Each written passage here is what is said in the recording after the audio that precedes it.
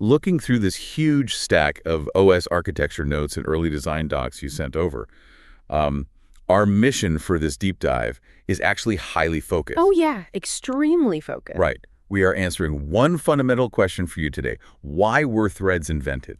And, to get there, we actually have to look at a pretty massive contradiction in how we use our devices every single day. Okay, what do you mean? Well, think about your smartphone. Right now, it's probably streaming audio, syncing a database in the background. Pinging your Bluetooth. Exactly. Pinging Bluetooth, updating maps, all at the same time. But it still reacts instantly when you tap the screen.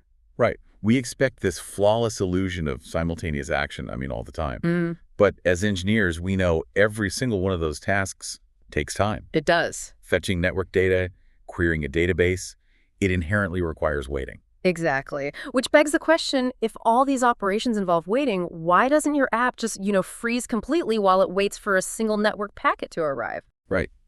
And to explain that, let's look at a classic restaurant analogy, but kind of from a systems perspective. I love this analogy. It's great. Right. So imagine a really busy restaurant, but with exactly one waitress on shift. Just one. And she takes orders, she serves tables, answers the phone. Okay, let's unpack this because the issue here isn't her competence. No, not at all. Like, she has the skills to do every single task perfectly. The structural flaw is dependency. Like, every single customer in the building depends on that one specific person. Right. So if the phone rings while she's taking an order, she goes to answer it, and now nobody gets food. Nobody gets a bill. The kitchen is still cooking, Yeah. but the output totally halts. Yeah, nothing is technically broken in the restaurant, but Okay. everyone is stuck waiting. Yeah, okay. And in computing, we actually call that state blocking. Blocking. Yeah, the waitress is blocked by the phone call, so the whole restaurant just stalls. Okay, so the obvious management fix to this restaurant, you hire more staff. Exactly. You hire more people, and you create independent work. Independent work. So now one person serves the food while another person handles the takeout calls. Right, so the person eating soup isn't delayed by some random person calling in an order. Because those tasks aren't waiting on the exact same bottleneck anymore. You got it.